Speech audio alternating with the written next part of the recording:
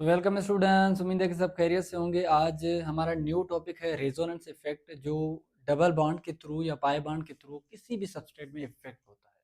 इससे पहले sigma bond के थ्रू हमने जो इफेक्ट पढ़ा था सबस्ट्रेट में, वो था इंडक्टिव इफेक्ट। अब जो है वो है रेजोनेंस इफेक्ट। अब रेजोनेंस इफेक्ट के भी मल्टीपल टाइप हैं, मगर टाइप्स पर बाद में आते हैं। पहले आते हैं रेजोनेंस इफेक्ट पर। तो रेजोनेंस इफेक्ट रेजोनेंस पे डिपेंड करता है। अब रेजोनेंस क्या है, अगर इसको समझना चाहें तो हम कह सकते हैं कि मिसाल के तौर पर हमारे पास एक मॉलिक्यूल है जिसको कहा जाता है बेंजीन। लेट सपोज इसकी ये हमारे पास डबल बॉन्ड की पोजीशन है। अब ये बेंजीन है, एक मॉलिक्यूल का स्ट्रक्चर है। अब जो हमारे पास प्रॉपर्टीज हैं बेंजीन के, और जो ये में हमारे पास एक स्ट्रक्चर है, उससे वो मिलती नहीं है। क्यों? एक स्ट्रक्चर जो बता नहीं रही कि बेंजीन की प्रॉपर्टीज इस तरह हैं। लेट सपोज हमारे पास जो बेंजीन है वो हमें बताता है कि सर उस में एवरेज रेजोनेंस होता है डबल बॉन्ड की, मतलब हर जगह डबल बॉन्ड मौजूद है। प्रॉपर्टीज बताती हैं बेंजीन की। जबकि जब एक मॉलिक्यूल का स्ट्रक्चर ले लेते हैं तो वो स्ट्रक्चर ये नहीं बता पाता कि सर इसकी प्रॉपर्टीज वाकई ऐसी हैं, मतलब प्रॉपर्टीज से मैच नहीं करता। तो हम क्या करते हैं कि अज्यूम करते हैं कि सर हो सकता है इसके डबल बॉन्ड रेजोनेट करते हों, उसके जो डबल बॉन्ड्स हैं वो अंदर और अंदर सर्कुलेट करते हों, अपनी पोजीशन चेंज करते हों, डीलोकलाइज होते हों। तो हम अज्यूम कर लेते हैं, लेट सपोज अगर इसकी पोजीशन इस कार्बन पे है तो हो सकता है कुछ टाइम के बाद यहाँ आ जाए, और कुछ टाइम के बाद यहाँ आ जाए, और इस तरह बन जाए। तो क्या हुआ कि सर डबल बॉन्ड डीलोकलाइज हुए। तो क्या हुआ कि एक स्ट्रक्चर ने रेजोनेट किया, एक मॉलिक्यूल के स्ट्रक्चर ने रेजोनेट किया। तो रेजोनेट करने के बाद क्या हुआ कि डबल बॉन्ड की पोजीशन डिफरेंट हो गई। तो फिर भी जो स्ट्रक्चर हमें दूसरा मिला वो भी बेंजीन की सेम प्रॉपर्टीज नहीं बता रहा, मतलब उस मॉलिक्यूल की सेम प्रॉपर्टीज नहीं बता रहा कि सर एक्चुअल में बेंजीन जैसा है, ऐसा ये स्ट्रक्चर नहीं बता रहा, उसको उसको डिफाइन नहीं कर पा रहा। तो फिर हम क्या करते हैं कि इन दोनों का एवरेज लेते हैं। मगर मसलन हम ये कहते हैं कि लेट सपोज ऐसा फील करो कि जो डबल बॉन्ड है पहले इस पे था, फिर इस पे आने लगा, फिर यहाँ से इस पे आया, फिर चलता चलता चलता रेजोनेट करता रहा। मतलब बात की ये कि डबल बॉन्ड पूरे कंपाउंड में फिरता है, सर्कुलेट करता है, रेजोनेट करता है। तो क्या बना, जब हमने एक स्ट्रक्चर और दूसरे स्ट्रक्चर की एवरेज ली, तो जो हमें स्ट्रक्चर मिली वो स्ट्रक्चर सारे प्रॉपर्टीज डिफाइन कर रहा है बेंजीन के। तो हम क्या करते हैं कि किसी भी कंपाउंड के रेजोनेटिंग स्ट्रक्चर्स बनाते हैं, जैसे कि पता चले कि सर उसकी प्रॉपर्टीज क्या हैं। मतलब उनके प्रॉपर्टीज को रिकॉग्नाइज करने के लिए हम एक ही मॉलिक्यूल के डिफरेंट से स्ट्रक्चर बनाते हैं, और उस प्रोसेस को ही कहा जाता है रेजोनेंस प्रोसेस। और जो कंपाउंड बने रेजोनेटिंग स्ट्रक्चर से, उसको कहा जाता है रेजोनेंस हाइब्रिड। अगर नाम लिख लें तो कह सकते हैं sir resonance hybrid. Resonance hybrid जो स्ट्रक्चर बने, जो सारे प्रॉपर्टीज डिफाइन करे, तो उसको कहा जाता है रेजोनेंस हाइब्रिड। तो यही फिनोमिना होता है पाई बॉन्ड का रेजोनेट करना। अब यहाँ क्या हुआ, लेट सपोज रेजोनेंस का अगर कॉन्सेप्ट यहाँ समझे, सर एक स्ट्रक्चर और दूसरे स्ट्रक्चर में जो डबल बॉन्ड थे उन्होंने अपनी पोजीशन को डीलोकलाइज किया, डबल बॉन्ड ने अपनी पोजीशन को डीलोकलाइज किया, पाई बॉन्ड ने अपने पोजीशन को डीलोकलाइज किया। तो क्या हुआ कि पाई बॉन्ड ने जब डीलोकलाइज किया तो दूसरा स्ट्रक्चर मिल गया, और जब उन दोनों का ही हमने एवरेज लिया तो फिर हमें दूसरा कंपाउंड मिल गया। तो इसी तरह हम कहते हैं कि सर अगर डबल बॉन्ड किसी भी कंपाउंड में अपनी पोजीशन डीलोकलाइज करे, पाई बॉन्ड अपनी पोजीशन को डीलोकलाइज करे किसी भी कंपाउंड में, तो उसी फिनोमेना को रेजोनेंस कहा जाता है। अगर डेफिनेशन को समझें तो अ, इन स्ट्रक्चर्स को रेजोनेटिंग स्ट्रक्चर्स भी कहा जाता है, कैनोनिकल स्ट्रक्चर्स भी कहा जाता है, जो रेजोनेंस हाइब्रिड से पहले मिलते हैं। मतलब जितने भी पॉसिबल स्ट्रक्चर हो सकते हैं उस मॉलिक्यूल के डबल बॉन्ड को चेंज करने के लिहाज से, तो उनको रेजोनेटिंग स्ट्रक्चर्स या कैनोनिकल फॉर्म्स भी कहा जाता है, और कभी कभी अनइंटरप्टेड फॉर्म भी कहा जाता है। तो डेफिनेशन क्या हुई कि the average of all these resonating structure is known as resonance hybrid. इन सारे रेजोनेटिंग स्ट्रक्चर्स का एवरेज जो है उसको रेजोनेंस हाइब्रिड कहा जाता है। Which is the true structure of a molecule, जो मॉलिक्यूल की एक्चुअल प्रॉपर्टीज बताता है, ट्रू वैल्यूज बताता है। तो इसी फिनोमेना को जिसमें डबल बॉन्ड सर्कुलेट करें, रेजोनेट करें, तो उस प्रोसेस को ही कहा जाता है रेजोनेंस। तो यही फिनोमेना था रेजोनेंस का। अब सवाल ये है कि जो भी हमारे पास कंपाउंड है, क्या सारे कंपाउंड्स की रेजोनेंस की जा सकती है? तो कहते हैं कि सर हाँ, की जा सकती है, मगर तब जब उसमें रेजोनेंस पॉसिबल हो। अब सवाल ये है कि सर रेजोनेंस होता कहाँ है? सर जहाँ कॉन्जुगेशन हो। अब कॉन्जुगेशन का जो टर्म है वो आगे पढ़ेंगे हम, क्यों, जो रेजोनेंस के टाइप ही हैं hyper conjugation, conjugation and mesomeric effects. मगर रेजोनेंस पे ही आएंगे। सर रेजोनेंस क्या है? तो कहते हैं कि sir resonance is the phenomena in which the resonating structures of average is known as resonance hybrid, and in that process resonating of double bond or pi bond is called resonance. अब जो resonating structure ये दो हमारे पास थे, वो तब बने जब इन दो स्ट्रक्चर्स में पाई बॉन्ड ने रेजोनेट किया, अपनी पोजीशन को डीलोकलाइज किया, तो हमारे पास ये एक कंपाउंड मिला। तो इसी को ही कहा जाता है रेजोनेंस इफेक्ट। अब इफेक्ट तो बनाना, अगर एक ही अगर स्ट्रक्चर ले लेते बेंजीन की, तो फिर वो सारे क्वालिटीज़ को, सारे उसकी प्रॉपर्टीज़ को डिफाइन नहीं करता, क्यों, जो बॉन्ड स्ट्रेंथ का प्रॉब्लम आता, और जहाँ के जो हमारे पास एक्चुअल प्रॉपर्टीज़ हैं वहाँ बॉन्ड स्ट्रेंथ का कॉन्सेप्ट नहीं आ रहा। वहाँ तो कह रहा है कि सर हर जगह डबल बॉन्ड है। तो यहाँ तो सिर्फ 3 जगह पे फिक्स डबल बॉन्ड है, जबकि यहाँ यहाँ सिग्मा बॉन्ड है। तो फिर प्रॉपर्टीज डिफरेंट होती जाती हैं। तो इसी तरह आते हैं, for some molecule one structure can't explain all the properties. यही बात जो मैंने कही कि सर एक स्ट्रक्चर होता तो वो सारे प्रॉपर्टीज किसी भी मॉलिक्यूल का बयान ना कर पाता। तो इसीलिए हम रेजोनेटिंग स्ट्रक्चर्स बनाते हैं या हम रेजोनेंस करवाते हैं।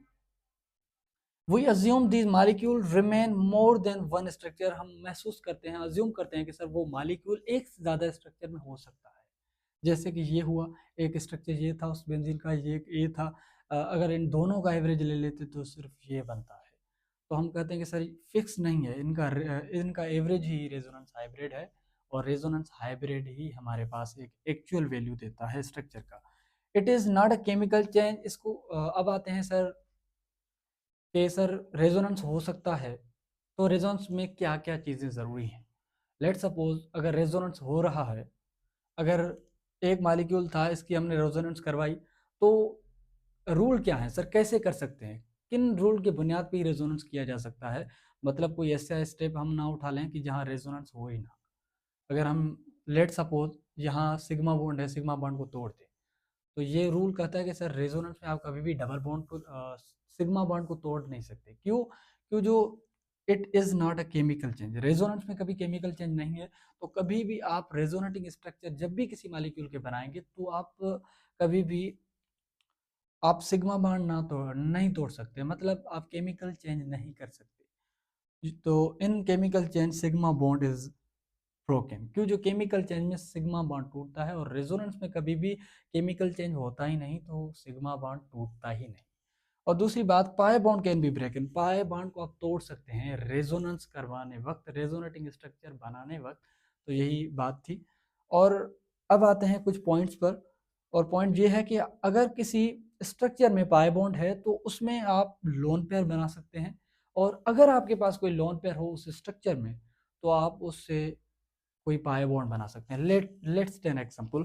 अगर मेरे पास ये कंपाउंड है, मेरे पास ये कंपाउंड है, तो यहाँ पर मैं अगर रेजोनेंस करवाना चाहूँ, तो अब ये कहाँ है, यहाँ क्या है सर, एक लोन पेयर है, और यहाँ क्या है सर, यहाँ डबल बॉन्ड है।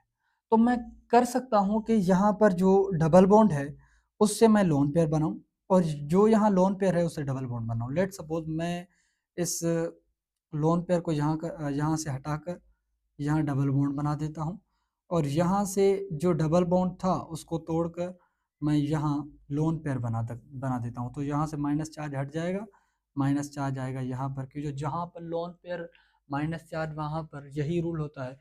तो इसी को ही कहा जाता है कि सर हम पाई बॉन्ड से लोन पेयर और लोन पेयर से पाई बॉन्ड बना सकते हैं रेजोनेंस करवाने वक्त के वक्त। और दूसरी बात यह है कि अगर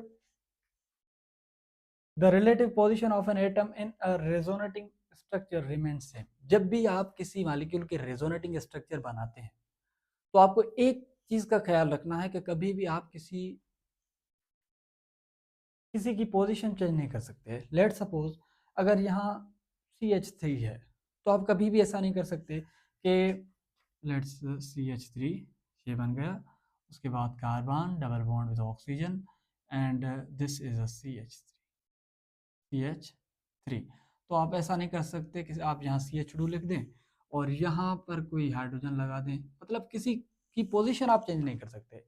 अगर आप यहाँ से सिग्मा बॉन्ड देते हैं और मतलब यहाँ डबल बॉन्ड था, सिंगल बॉन्ड बना दें, लोन पेयर यहाँ सेम रख लें और यहाँ पर आप डबल बॉन्ड बना दें, मतलब आप चेंज कर सकते हैं। मतलब आप किसी की लोन पेयर से पाई बॉन्ड और पाई बॉन्ड से लोन पेयर बना सकते हैं, मगर किसी की आप रिलेटिव पोजीशन चेंज नहीं कर सकते रेजोनेंस में।